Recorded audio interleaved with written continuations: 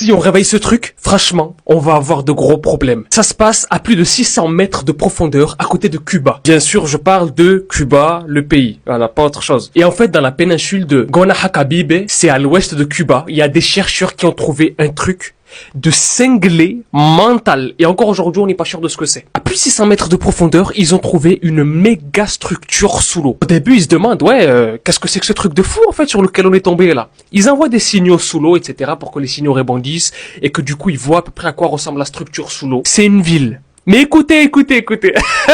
C'est pas la seule info. C'est une ville qui date d'avant les pyramides. Et même peut-être de plus de 50 000 ans.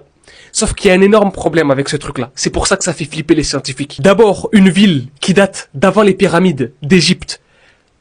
Il faut pas aller réveiller ce qu'il y a dedans.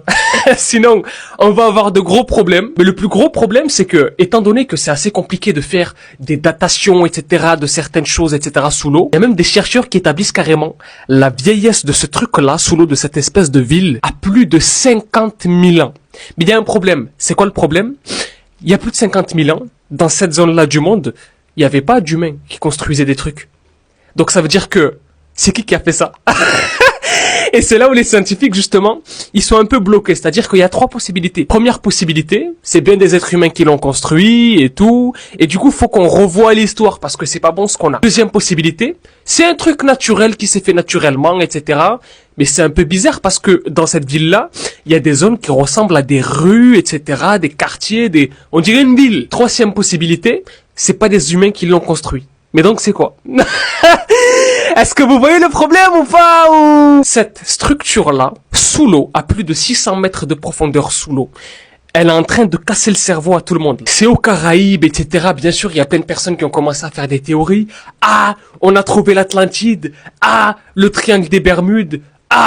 Le truc, c'est que ça pourrait être vrai, tu vois. Mais le problème, c'est que comme c'est sous l'eau, à plus de 600 mètres de profondeur, que c'est compliqué d'établir de faire des tests, etc., de rester longtemps sous l'eau, c'est pas comme sur Terre, en fait. Il faudrait que le niveau de l'eau, il descende de 600 mètres pour qu'on puisse commencer à analyser le truc, tu vois, sérieusement. Le truc, c'est que on sera peut-être jamais sûr de ce que cette structure-là, sous l'eau, cette ville-là, c'est réellement, en fait.